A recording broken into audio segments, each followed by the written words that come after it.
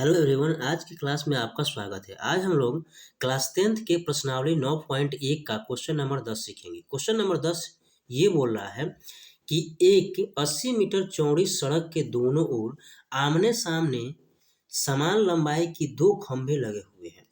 इन दोनों खंभों के बीच सड़क के एक बिंदु से खंभों के शिखर का उन्नयन कोण क्रमशः 60 डिग्री और 30 डिग्री है। तो पूछा है खंभों की ऊंचाई और खंभों से बिंदु के बीच की दूरी ज्ञात कीजिए।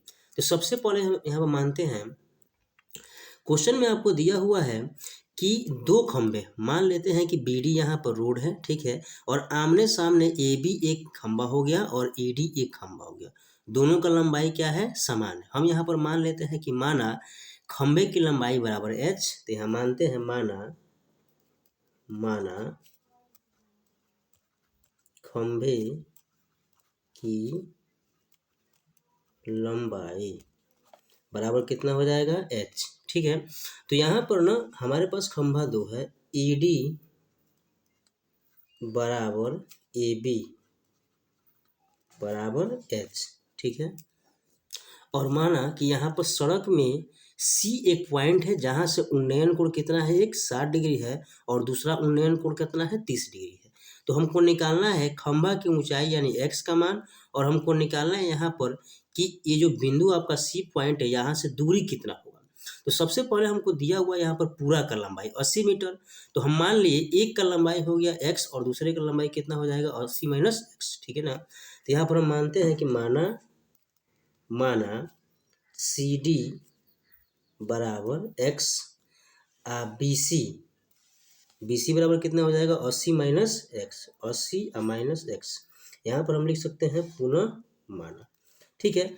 अब हम त्रिभुज EDC में आते हैं। त्रिभुज EDC में, त्रिभुज EDC में क्या हो जाएगा? tan 60 degree. tan 60 का फॉर्मूला होता है P/B। P का मतलब होता है परपेंडिकुलर और B का मतलब होता है बेस। तो यहाँ पर P का मतलब कितना हो जाएगा? ED/CD बोले या फिर DC बोले, ठीक है ना। तो tan 60 का वैल्यू कितना होता है? √3, और ED का वैल्यू हमको दिया हुआ है H/DC का वैल्यू कितना हो जाएगा? x। तो √3 के नीचे क्या छुपा हुआ? 1। हम करेंगे तिरछा तिरछी गुना, कितना हो जाएगा? x गुने √3 बराबर कितना हो जाएगा? h गुने 1। इसीलिए हमारे पास अभी x का मान कितना हो जाएगा? h/√3। दोबारा हम त्रिभुज ABC में आएंगे। त्रिभुज ABC में, त्रिभुज ABC में क्या हो जाएगा? tan 30 degree. tan 30 का फॉर्मूला होता है P/B, जहाँ P का मतलब हो जाएगा AB बटा B का वैल्यू हो जाएगा BC, ठीक है। तो यहाँ पर tan 30 का वैल्यू होता है 1/√3, ठीक है।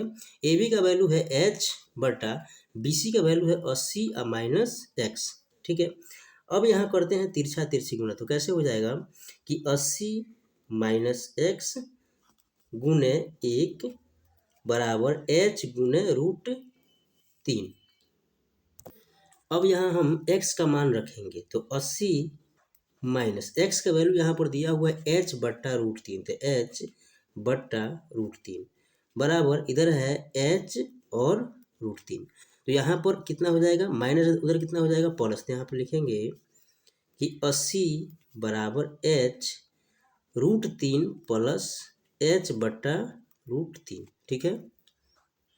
इसके नीचे आपका एक छुपा हुआ है, दोनों का लघुत्तम कितना हो जाएगा? √3। ये हो जाएगा आपका h, और √3 कितना हो जाएगा? सिर्फ हो जाएगा 3 प्लस h, ठीक है। तो यहाँ पर कितना हो गया? 3h प्लस h बटा √3, ठीक है।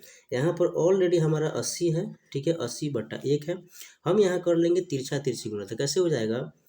3h प्लस h, यहाँ पर हो जाएगा 80/√3, ठीक है। तो यहाँ पर हो जाएगा आपका 4h बराबर 80/√3, ठीक है। इसीलिए h का वैल्यू कितना हो जाएगा? 80 √3/4, 20 चौका कितना होता है 80।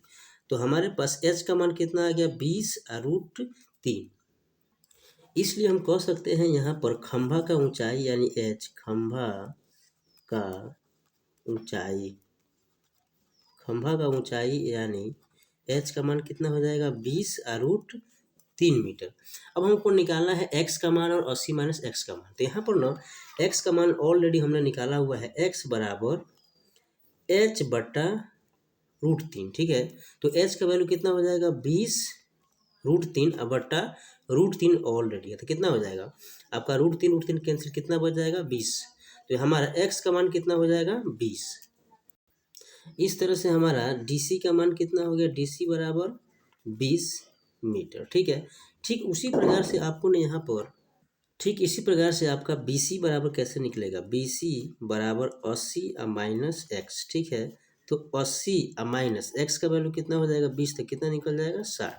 इस प्रकार से हमारा वैल्यू कितना आ जाएगा, एक आएगा आपका 20√3, एक आएगा 20 और एक आएगा आपका 60 मीटर। ये हुआ आपका आंसर।